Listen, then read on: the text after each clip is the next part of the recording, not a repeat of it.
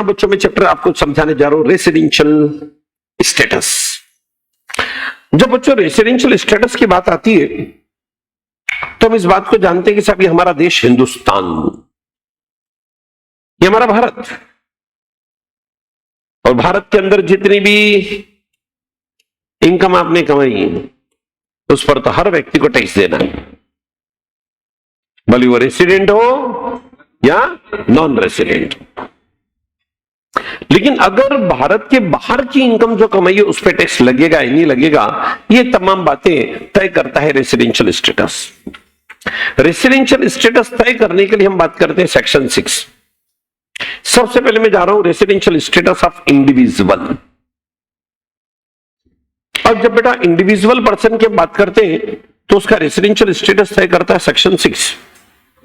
Section 6 के अंदर हम देखते हैं residential status R and O R हो सकता है, resident R and ordinary resident हो सकता है, resident but not ordinary resident हो सकता है, या नॉन रेसिडेंट हो सकता है।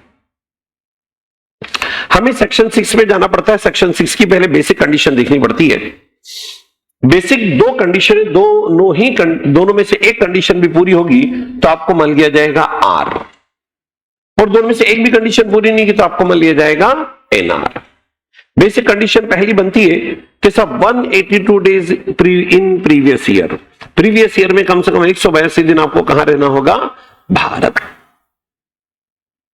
या प्रीवियस ईयर में 60 दिन और पिछले 4 साल। पिछले 4 साल जब मैं बोलूं ना तो प्रीवियस ईयर को छोड़ के उसके पिछले 4 साल, बराबर बेटा। तो आप पिछले साल प्रीवियस ईयर में 60 दिन रहे और पिछले 4 साल में 365 दिन रहे, इन दो में से एक भी कंडीशन पूरी होगी तो आप कहलाओगे आर। क्लियर बेटा। और जो बंदा एक भी कंडीशन पूरी नहीं कर पाए वो क्या कहलाएगा, एनआर। एनआर है ना। अब बच्चों आर भी दो प्रकार का होता है, ओआर और दूसरा एनओआर। ओआर मतलब ऑर्डिनरी रेसिडेंट और एनओआर मतलब नॉट ऑर्डिनरी रेसिडेंट। अब आप आर तो है लेकिन ओआर है या एनओआर, इसके लिए जाना पड़ेगा आपको एडिशनल कंडीशन। कौन सी कंडीशन बच्चों, और एडिशनल कंडीशन दो है तो दोनों ही पूरी करनी पड़ेगी। पहली एडिशनल कंडीशन, पिछले 10 साल में 2 बार आर होना चाहिए। कितने साल बेटा, कितनी बार बच्चों, 2 बार। और पिछले 7 साल में 730 दिन आपको भारत में रहना होगा। अगर दोनों ही कंडीशन सेटिस्फाइड है तो फिर आपको हम कहेंगे आर एंड ओ आर, मतलब ऑर्डिनरी रेसिडेंट। और मान लो दोनों में से एक कंडीशन पूरी होती है, एक नहीं होती है, दोनों ही नहीं होती है, एक पूरी हुई एक नहीं हुई, तो फिर हम क्या बोलेंगे आपको, R but N O R. पक्का बेटा। ये बच्चों रेसिडेंशियल स्टेटस बनता है किसका, इंडिविजुअल। अब बताओ बेसिक कंडीशन कितनी थी आपके सामने, 2। पहली क्या, 182 डे इन इंडिया या 60 डे प्लस पिछले 4 साल में 365 दिन इन इंडिया, बराबर ना बच्चों। लेकिन बेटा अगर हम बात करते हैं उन इंडियन सिटीजन की जो भारत के बाहर रह रहे हैं, एम्प्लॉयमेंट के पर्पज से या शिपिंग कंपनी के क्रू मेंबर के तौर पर, तो उन लोगों के लिए बेसिक कंडीशन एक ही, 182 डेज इन इंडिया। या फिर हम उन लोगों की बात करें जो इंडियन सिटीजन या पर्सन ऑफ इंडियन ओरिजिन है, भारतीय मूल के व्यक्ति है और भारत आए हैं विजिट के लिए, किसी भी पर्पज से आए लेकिन भारत आए हैं, तो ऐसे लोगों के लिए भी अच्छा उनकी टोटल इनकम 15 लाख तक है इंडिया में, 15 लाख से ज्यादा नहीं है, मतलब छोटे करदाता ही है, बहुत छोटे। अब इनके लिए बेसिक कंडीशन एक ही रहेगी, 182 डेज इन इंडिया। अगर ये बेसिक कंडीशन सेटिस्फाइड करेंगे तो क्या कहलाएंगे, आर। और बेसिक कंडीशन सेटिस्फाइड नहीं कर पाए तो एनआर।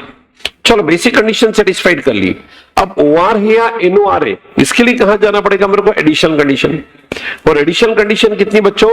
दोनों पूरी होगी तो दोनों, मान लो दोनों एडिशनल कंडीशन पूरी की तो OR, और एक पूरी की एक नहीं की तो R बट NOR। बोलो बड़ा, क्या है तक सब बच्चों को क्लियर? अभी मैं रेसिडेंशियल स्टेटस किसका बता रहा हूं? इंडिविजुअल। बोल बड़ा, क्या तक क्लियर? यस। मैंने ऊपर उन लोगों की बात की थी जिनकी इंडिया में इनकम 15 लाख तक है। अब वो भी तो लोग हो सकते जिनकी इनकम 15 लाख से ज्यादा है, उनका भी तो रेसिडेंशियल स्टेटस तय करना पड़ेगा। समझना। अब मैं स्पेशल केस पे जा रहा हूं बच्चों, सुनो। स्पेशल केस नंबर 1, 4 कंडीशन तो चारों पूरी होनी चाहिए। या तो बंदा इंडियन सिटीजन हो या person of Indian origin, Bharat के बाहर रहता है, भारत में विजिट पे आया, total income not more than 15 lakh, sorry more than 15 lakh है, फॉरेन सोर्स को छोड़कर, मतलब इंडिया में उसकी इनकम 15 लाख से ज्यादा है। इस बंदे के लिए बेसिक कंडीशन एक रहेगी। क्या बेसिक कंडीशन रहेगी? 120 days in previous year plus 365 days in last 4 year. और ये कंडीशन सेटिस्फाइड कर ली तो हम क्या बोलेंगे आपको? R but NOR। क्या बोलेंगे? और OR के लिए आपको कहां जाना पड़ेगा? बची हुई एडिशनल कंडीशन। बची हुई एडिशनल कंडीशन कौन कौन सी होगी? देखो, पिछले 10 साल में 2 साल R और 7 साल में 730 दिन इंडिया, ये दोनों ही सेटिस्फाइड हो गए तो फिर इस बंदे को भी हम क्या बोलेंगे? R and OR। ये स्पेशल केस था। किन लोगों के लिए बेटा? 15 लाख से ज्यादा ज्यादा ज्यादा। एक बहुत अच्छा पॉइंट सरकार ने बोल दिया, डीम्ड रेसिडेंट। जो कहीं और रेसिडेंट नहीं, वो हमारा रेसिडेंट है। टैक्स लगाएंगे ना हम तो। देखो, डीम्ड रेसिडेंट बताने जा रहा हूं मैं। इंडियन सिटीजन या पर्सन ऑफ इंडियन ओरिजिन है, भारत विजिट करने आया, भारत में इनकम 15 लाख रुपए से ज्यादा है और उसकी इनकम किसी अन्य कंट्री में टैक्सेबल नहीं है। हम है ना डीम्ड रेसिडेंट, सीधा सा फंडा, डीम्ड रेसिडेंट। कब? जब वो इनकम कहीं और टैक्सेबल नहीं। पक्का बेटा? अब डीम्ड रेसिडेंट तो मान लिया, उसको OR बनाने के लिए फिर कितनी कंडीशन दो? वही 7 साल में 730 दिन और 10 साल में, अगर दोनों कंडीशन पूरी होगी तो वो हो जाएगा R एंड OR। पक्का बेटा? ये था बेटा रेसिडेंशियल स्टेटस ऑफ इंडिविजुअल। पहले बताओ ये क्लियर हुआ कि नहीं? पहली टेबल, एक्सेप्शन, फिर special case number 1 and special case number 2। पक्का? थोड़ा सा टेक्निकल था इसलिए आपको रिकॉल कराना जरूरी था। आपके पास लिखा है ये सब? हाँ। अब मैं बात करने जा रहा हूं HUF। नहीं लिखा है? लिखा ना? Hindu undivided family. अब हिंदू अनडिवाइडेड फैमिली के बेसिक कंडीशन एक ही है बेटा, और बेसिक कंडीशन बनती है control in management from India. अब वो HUF तो उसका कंट्रोल मैनेजमेंट कहां से होना चाहिए? इंडिया से। इवन पार्टली या होली दोनों चलेगा, पार्टली भी कंट्रोल इंडिया से चलेगा। अगर पार्टली कंट्रोल इंडिया से है तो हम उसको R मानेंगे, बराबर। और Holi control from outside India तो क्या मानेंगे? एनआर। अब बच्चों एडिशनल कंडीशन भी हमें देखनी पड़ेगी, और एडिशनल कंडीशन किसको पूरी करनी पड़ेगी? परिवार के कर्ता को। किसको बेटा? कर्ता। और कर्ता के लिए जब एडिशनल कंडीशन देखने जाएंगे तो कर्ता पिछले 10 साल में 2 साल क्या होना चाहिए? आर। और पिछले 7 साल में 730 दिन कहां रहना चाहिए? भारत। अगर वो दोनों कंडीशन कर्ता पूरी करता है तो परिवार क्या कहलाएगा? R and O R. और कर्ता पूरी नहीं करता है तो फिर ऐसे केस में परिवार क्या हो जाएगा? R but N O R. सुनो, मैं बात करूं बेटा एचईएफ। बोलो, एचईएफ का रेसिडेंशियल स्टेटस देखने के लिए हमें देखना पड़ेगा उसका कंट्रोल मैनेजमेंट कहां से होता है। कंट्रोल मैनेजमेंट इंडिया से होता है, इवन पार्टली भी तो चलेगा, हम उसको रेसिडेंट मानेंगे। और नॉन रेसिडेंट तब मानेंगे जबकि उसका पूरा कंट्रोल मैनेजमेंट कहां से हो रहा है? फॉरेन से। अच्छा, इंडिया से इवन पार्टली भी कंट्रोल मैनेजमेंट है तो आर मानेंगे, बट आर के बाद भी हमें देखना पड़ेगा कि वो आर ओ आर वाला आर है या एनओआर वाला आर है, और ओ आर या एनओआर वाला आर है ये देखने के लिए हमें एडिशनल कंडीशन पे जाना पड़ेगा। एडिशनल कंडीशन वही दो है, 10 साल में 2 साल आर, 7 साल में 730 दिन इंडिया। लेकिन ये दोनों एडिशनल कंडीशन सेटिस्फाइड करनी पड़ेगी किसको? कर्ता। कर्ता अगर ये दोनों एडिशनल कंडीशन पूरी करता है तो फिर ऐसे केस में परिवार हो जाएगा आर एंड ओ आर। और कर्ता अगर एक कंडीशन पूरी करता है, एक नहीं करता है, तो परिवार हो जाएगा आर बट एनओ। पक्का? अब मैं बात करने जा रहा हूं कंपनी। पहले कंपनी की बात कर लेता हूं। कंपनी की अगर मैं बात करता हूं तो इंडियन कंपनी ऑलवेज आर। अब मैं फॉरेन कंपनी की बात करता हूं तो फॉरेन कंपनी के केस में पोएम देखते हैं हम। पोएम, पोएम का मतलब place of effective management. Poem मतलब प्लेस ऑफ इफेक्टिव मैनेजमेंट। अगर इसका place of effective management India से है फॉरेन कंपनी का तो फिर वो आर। क्या कहलाएगी बेटा? आर। और place of effective management India में नहीं है तो फिर वो क्या कहलाएगी? N R. ये स्टेटस मैंने आपको बताया कंपनी का। अब बाकी जो अदर असेसी बच गए जैसे कि पार्टनरशिप फर्म है, एओपी है, बीओआई है, अन्य कोई भी करदाता, तो इनके सीधे सीधे दो ही स्टेटस होते हैं, या तो ये आर होते हैं फिर एनआर। आर हम तब बोलेंगे जबकि इनका कंट्रोल मैनेजमेंट कहां से हो रहा है? इंडिया से। इवन पार्टली भी कंट्रोल मैनेजमेंट इंडिया से चलेगा। एनआर तब बोलेंगे इनको हम जबकि इनका पूरी तरह से कंट्रोल मैनेजमेंट कहां से? Outside India. ये बच्चों मैंने अभी आप लोगों को पढ़ाया इनका रेसिडेंशियल स्टेटस। पहले इंडिविजुअल का,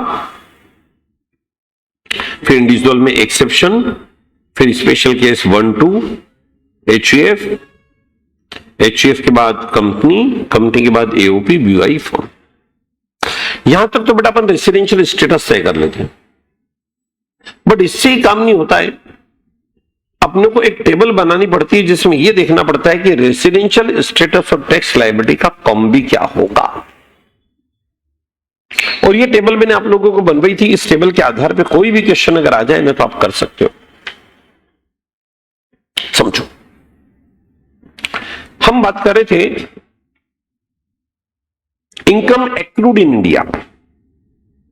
ये ऐसी इनकम है जो भारत में जन्मी, भारत में उपजी, भारत में पैदा हुई, जिस इनकम का सोर्स इंडिया में। और इनकम एक्रूड इन इंडिया है ना तो सभी के लिए टैक्सेबल है। ये ऐसी इनकम है जिसका सोर्स इंडिया है। Income received in India, received in India मतलब ये ऐसी इनकम हो गई जो first time received in India है, डायरेक्टली पहली बार इंडिया में मिली, तो ये इनकम भी सभी करदाताओं के लिए टैक्सेबल है। Deemed to be accrued in India, ये ऐसी इनकम है जो पूरी तरह से भारत में एक्रूड नहीं हुई लेकिन कहीं ना कहीं इंडिया से इसका रिलेशन है। जैसे इंडिया में पार्ट्स बने, कार बिकी भारत के बाहर, 100% इंडिया में नहीं बनी लेकिन इंडिया का कुछ नेक्सेस है, इंडिया को कुछ कंट्रीब्यूशन है।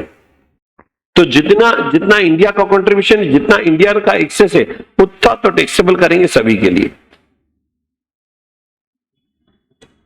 जैसे कोई मूवी इंडिया में बनी और दिखाई गई भारत के बाहर, या इंडिया पे कोई डॉक्यूमेंट्री बनी, या इंडिया का कोई व्यू इंटरव्यू लिया और वो दिखा रहे फॉरेन के अंदर, तो इंडिया से कहीं ना कहीं बिजनेस रिलेशन है, business connection. Deem to be received in India, ये थोड़ा सा आपको टफ पड़ता है। डीम टू बी रिसीव्ड हम उसको बोलते बेटा जो रिसीव नहीं हुआ लेकिन फिर भी सरकार रिसीव्ड मान लेती है। जैसे टीडीएस आपको मिलता नहीं लेकिन फिर भी जब हम टैक्स निकालते तो ग्रॉस करके निकालते। पीएफ में एम्प्लॉयर का कंट्रीब्यूशन वो भी आपको मिला नहीं लेकिन फिर भी उसको हम डीम टू बी रिसीव्ड मान के आपकी इनकम के अंदर जोड़ के हम टैक्स निकालते। ऐसे ही यूपीएफ से आरपीएफ में आपका पीएफ ट्रांसफर होना वो भले आपको नहीं मिला लेकिन उसको डीम टू बी रिसीव्ड मान के हम टैक्सेबल करते हैं। भले नहीं मिला लेकिन डीमिंग प्रोविजन से, और जब भी डीम टू बी रिसीव्ड बोलेंगे तो वो भी सभी करदाताओं के लिए टैक्सेबल है। अब अगर मान लो बिजनेस सिचुएटेड आउटसाइड इंडिया है लेकिन कंट्रोल इंडिया से, कहां पर है बिजनेस बट कंट्रोल कहां से, ये आर के लिए टैक्सेबल होता है। आर भले वो आर इंडो आर हो, R but N O R, N R के लिए टैक्सेबल पक्का। Business situated outside India, control भी आउटसाइड इंडिया, दोनों आउटसाइड इंडिया,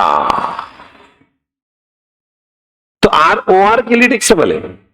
तो उसका तो गुनाह है, वो हिंदुस्तान का बंदा है, दुनिया के किसी भी कोने में कमाए लेकिन टैक्स हिंदुस्तान के अंदर देना पड़ेगा पक्का। Income accrued received outside India, सब कुछ भारत के बाहर, तो भी टैक्सेबल है। किसके लिए, आर एंड ओ आर के लिए, उसका गुनाह है वो हिंदुस्तान में। और अगर रेमिटेंस ऑफ फंड है, पैसे का सिर्फ भेजना है, तो वो इनकम नहीं है बेटा। पैसा भेजना तो मैं अमेरिका से मैं किसी से कर्जा लेके पैसा भेजा तो उसको टैक्सेबल नहीं कर सकते, रेमिटेंस को टैक्सेबल नहीं कर सकते। तो पूरे क्वेश्चन इस पे टिके रहेंगे बेटा। इसी में एक पॉइंट और मैंने बताया था कि इंटरेस्ट इनकम है, टेक्निकल फी की इनकम है, प्रोफेशनल फी की इनकम है। अब अगर ये इनकम भारत सरकार ने आपको भुगतान की है तो रिसिपेंट के लिए ऑलवेज टैक्सेबल है, भारत सरकार के पास से पैसा जा रहा है। और अगर ये पेमेंट की है रेसिडेंट पर्सन ने, किसने,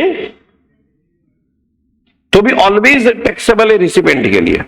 एक केस में टैक्सेबल नहीं है जबकि एक्रूड और रिसीव्ड दोनों भारत के बाहर।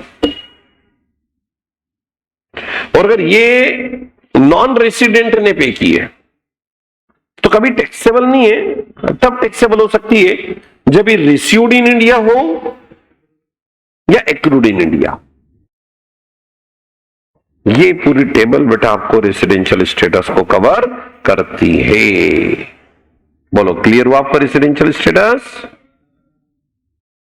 चलिए बेटा यहां सेशन को हम एंड करते हैं। सभी बच्चों को धन्यवाद, थैंक यू, थैंक्स अल्लाह।